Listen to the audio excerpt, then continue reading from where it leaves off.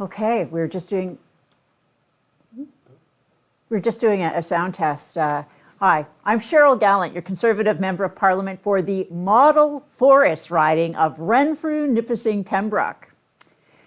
Testimony last week has exposed a number of big lies spread by the Liberal-Socialist coalition. That's not really a socialist coalition, and their media allies about recent protests. The first big lie being pushed was that the convoy was largely funded by foreign donations. Evidence was given by GoFundMe was confirming that it is indeed a lie. 88% of all funds came from Canadians. 86% of all donors were Canadians. So where did this claim that the money was all foreign come from? None other than the CBC. Despite the evidence given, Liberal MPs still tried to peddle the claim that this money was secretly funneled to Canadians by Russians. When a CBC reporter speculated about a Russian funding, the CBC issued a retraction. But when a Liberal MP pushes an actual conspiracy theory about Canadians being used by Russian agents, the legacy media is silent.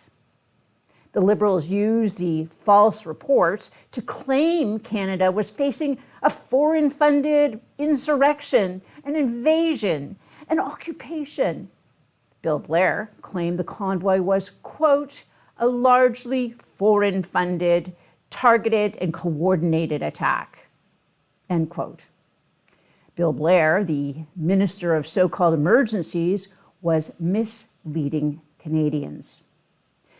FINTRAC is the government organization tasked with monitoring financial transactions for criminal activity, including terrorism.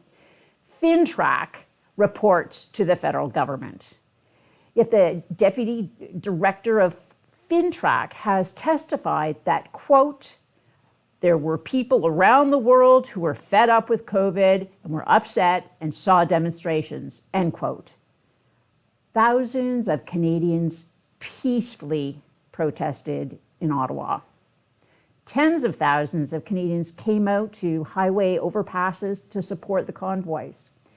They came to protest the federal mandates, no jab, no job.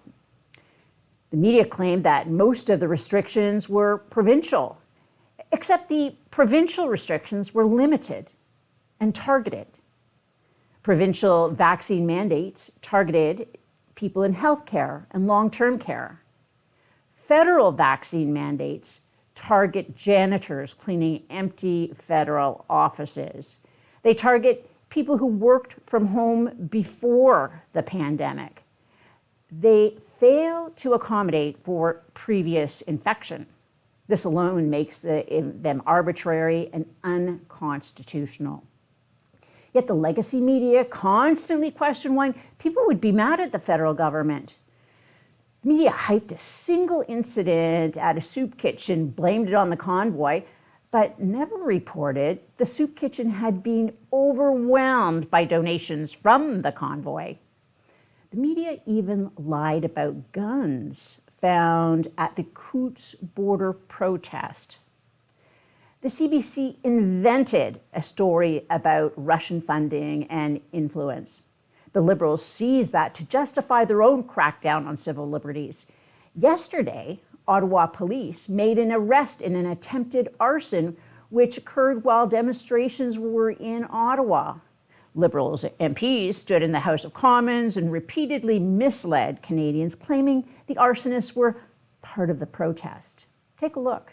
What I find so interesting is that here are some of those so-called peaceful freedom fighters that the Conservatives love to defend. Here are some of the actions that they've taken. They've assaulted people in Ottawa for wearing masks. They've harassed employees of local businesses, so much so the businesses have had to close. have had to close for 3 weeks. There's been attempted arson with the attempt of handcuffing doors shut so that if a fire started, people would be burned alive inside the building. I've watched journalists. Ottawa police say there is no evidence this disturbed resident of Ottawa was part of the demonstration.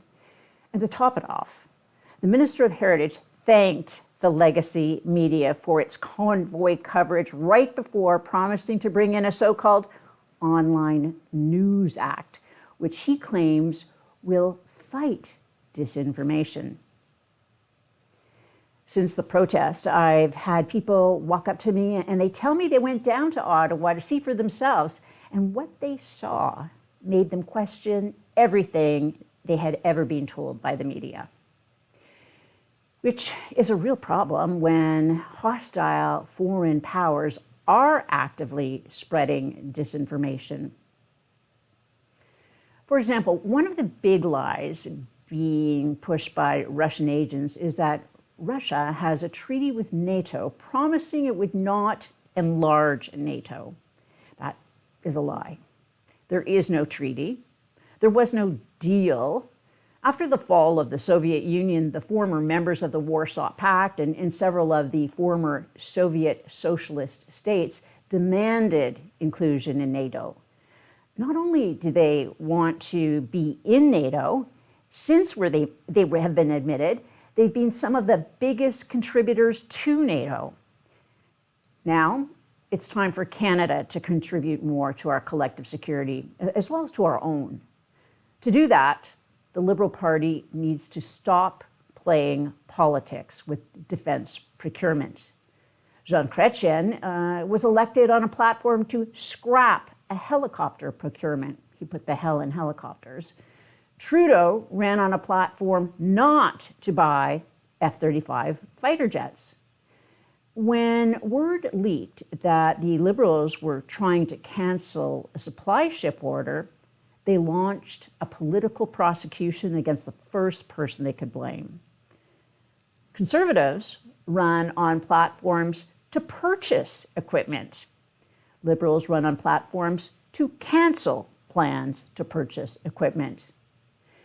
Then some in the media claim Canada's procurement problems are both parties' fault. The Liberals have been politicizing military procurement for 40 years. We need a government which will take security seriously. By appointing senators not officially linked to the Liberal Party, Trudeau's done a sleight of hand. He appointed Liberal senators. If he had appointed Liberal senators, then the Liberal Party would be held accountable for legislation these senators are pushing. By calling them independent senators, the media is absolved of holding Trudeau accountable for their actions in pushing radical legislation. Since senators were appointed and not elected, they rarely challenged the elected government, which meant there was no point in paying journalists to cover the Senate. Trudeau is using this blind spot to test out his far-left ideology. Trudeau's socialist senator-in-chief is Kim Pate. Senator Pate is pushing a bill through the Senate which would create a special bureaucracy in the federal government to lobby for a form of basic income. Now, many Canadians are unaware of this Liberal tactic. Instead of trying to pass controversial legislation to tax your home or create a basic income, they find a program to study taxing your home or creating a basic income. They create studies and fund surveys to generate media attention. The government basically creates a special unit to lobby the government. It gives the government plausible deniability, and the media are all into it every single time. The government will claim it doesn't want to bring in a basic income. The media will claim concerns about socialism are overblown. The senator claims she just wants to study the idea of basic income. Here are the facts. Basic income has been studied countless times. Study after study draws the same conclusions. A universal basic income is a bad idea. Even despised Trudeau BFF, former Ontario Premier Kathleen Wynne, tried to peddle it. It's a simplistic idea pushed by socialists. Every reputable study says targeted income support is better. Target income support to seniors. Target income support at Canadians living with disabilities. Target income support to children in low-income households. Target income to support people who are temporarily out of work, then target the support to get them back to work. Canadians don't want to support paying people not to work. Some people claim that we can just tax the rich more. Unfortunately, we don't have enough millionaires and billionaires to cover the bill. That means that every Canadian's taxes has to go up. And that's why every study of basic income finds what the people who take the biggest hit of all are, and they're the people earning between $25,000 and $45,000 a year.